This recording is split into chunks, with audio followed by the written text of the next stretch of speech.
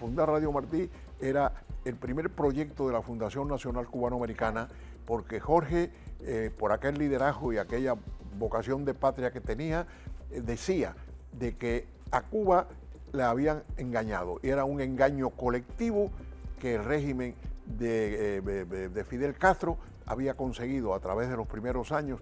Yo quiero que en este segmento tratemos de hablar un poquito de cómo empiezas a fundar, ya no solamente participas en la Fundación Cubanoamericana, en la creación de Radio Martí, qué te inspiró para Radio Martí, después Televisión Martí, después el Museo de la Diáspora, etcétera, etcétera, etcétera, porque además siempre abogaste por la cultura, siempre quisiste que existieran documentos vivos que pudieran mostrar a las siguientes generaciones esa historia que tú representas ahora. Bueno, en 1980 yo tuve el privilegio de fundar, conjuntamente con Jorge Mascanosa, la Fundación Nacional Cubanoamericana, con el proyecto de poder liberar a Cuba y establecer, traer de nuevo a la Cuba eterna después de 1959.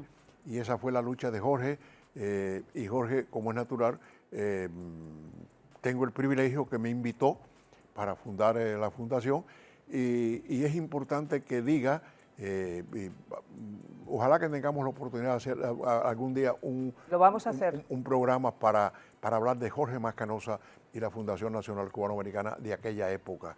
Sí, en 1980 yo tuve el privilegio de ser cofundador con Jorge Mascanosa de la Fundación Nacional Cubanoamericana, pero a la vez, en mi negocio, lo que eran las corporaciones que ya yo había fundado, y nos habíamos convertido en los pioneros de la mecanización de la caña de azúcar, no solamente en Estados Unidos, en Florida, sino también en todos los países que producían caña en cualquier país de la tierra. Me contaste incluso antes de entrar en el estudio que te llamaron de Irán, que estuviste haciendo negocios específicos con el régimen de Teherán, es decir, fue realmente algo muy amplio. Entre los proyectos grandes, porque nosotros empezamos los programas de mecanización, pues eran importantes, no solamente para la industria azucarera de aquí de la Florida, en lo que se llamaba a la recolección, la cosecha y el transporte de la caña.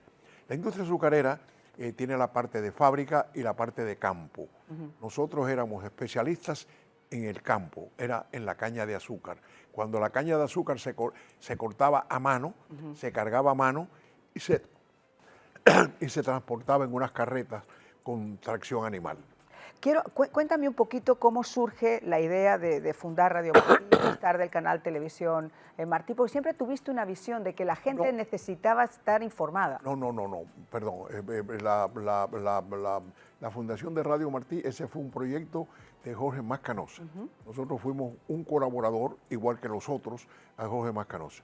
Y fundar Radio Martí era el primer proyecto de la Fundación Nacional Cubanoamericana, porque Jorge, por aquel liderazgo y aquella vocación de patria que tenía, decía de que a Cuba le habían engañado, y era un engaño colectivo que el régimen de Fidel Castro había conseguido a través de los primeros años y a través de la década del 50, a través del terrorismo y con la Sierra Maestra y todas las cuestiones aquellas que lo hicieron Robin Hood, con toda la propaganda que ya conocemos, no tenemos que hablar de eso, pero Jorge Mascanosa sabía que el pueblo de Cuba había sido engañado colectivamente, lo cual fue una realidad, y que hacía falta llegar la verdad de ese engaño a Cuba, y por eso era necesario que, igual que existía la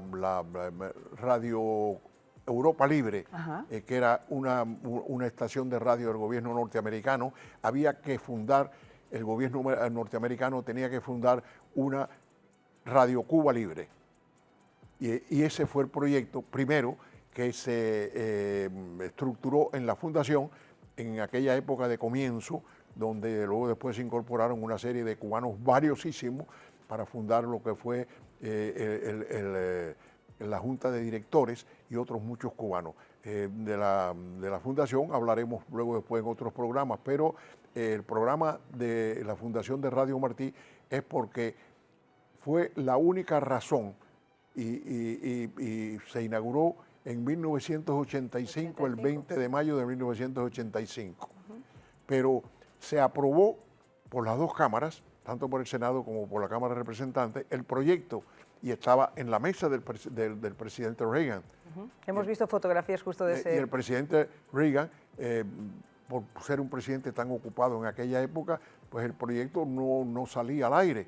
Y entonces Jorge consiguió una reunión con el presidente y Jorge, el presidente, pues Jorge, que era comunicaba muy bien, por la sinceridad que tenía con la patria, pues convenció al presidente que tenía que salir el 20 de mayo. Y así salió, y salió para poder transmitir la verdad de lo que estaba aconteciendo en Cuba y cómo las noticias que estaban aconteciendo en el mundo no llegaban al pueblo de Cuba, porque no había una estación de radio que dijera la verdad. Y ahí se funda Radio Martí. Radio Martí. Oye, pero después tú sigues, es que yo necesito hacer varios programas contigo para ahondar en todo esto, pero así a grandes rasgos, porque quiero llegar al momento en el que estamos ahora.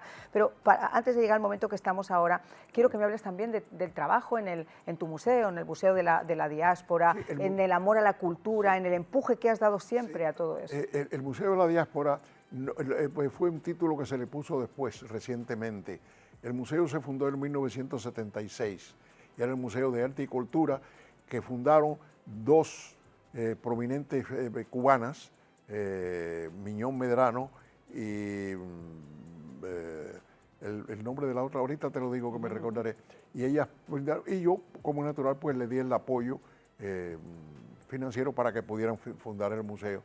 Pero ellas fueron las que fundieron el museo, ¿tú te das cuenta? Y entonces el museo funcionó, conseguimos con el alcalde Maurice Ferré, que nos diera un cuartel de bomberos en la calle 8 y la 12 para poner el museo. Y, en fin, pero en 1980, cuando se fundó la fundación, yo tuve, por consejo de los asesores que yo tenía, las corporaciones que yo tenía en la caña de azúcar, nosotros estábamos empezando en los programas de mecanización internacionalmente, porque la cosecha de la caña de azúcar no dejaba de ser un trabajo esclavo, a pesar de que se pagaba muy bien, e inclusive en Estados Unidos la caña se cortaba a mano.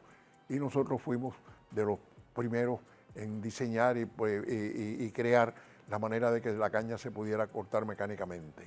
Estuviste viajando por toda América Latina, tuviste acceso con la gente más importante, siempre con la bandera y el mensaje de esa Cuba libre. ¿Qué opinas del momento en el que estamos viviendo ahora, Diego? Pues porque me imagino que tiene que ser muy difícil ver mentalmente las transiciones de esa Cuba próspera que conociste, de esa Cuba de la revolución, donde muchos pensaban que iban a ser temporal, y después de casi 70 años, la situación en la que estamos ahora, pero la esperanza que se puede llegar a abrir en este momento. ¿Cómo ves el futuro de Cuba? Me gustaría decirte eso, pero antes de eso me gustaría decirte algo, perdóname. Claro que sí, por favor. Te estoy enmendando la plana, como dicen los cubanos. Está usted en su casa. Muchas gracias, pero es importante decirte de que en 1980 fundé los Seminarios Interamericanos de la Caña de Azúcar.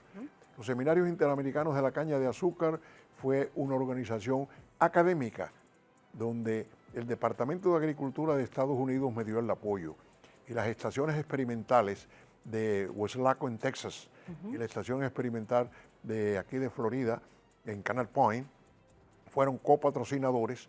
Y entonces yo tenía trabajando en la corporación yo tenía un departamento de ingeniería agrícola y un departamento de ingeniería mecánica.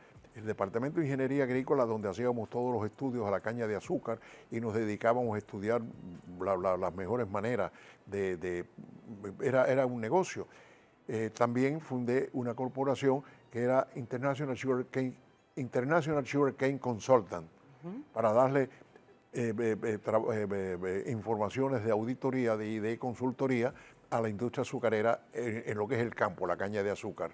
Y entonces, pues, las universidades de Nicholls State University, Louisiana, LSU, Louisiana State University, la Universidad de Texas A&M, la Universidad de Georgia y la Universidad de Puerto Rico fueron copatrocinadores de los seminarios que se estuvieron editando por eso de esas universidades con la copatrocinación.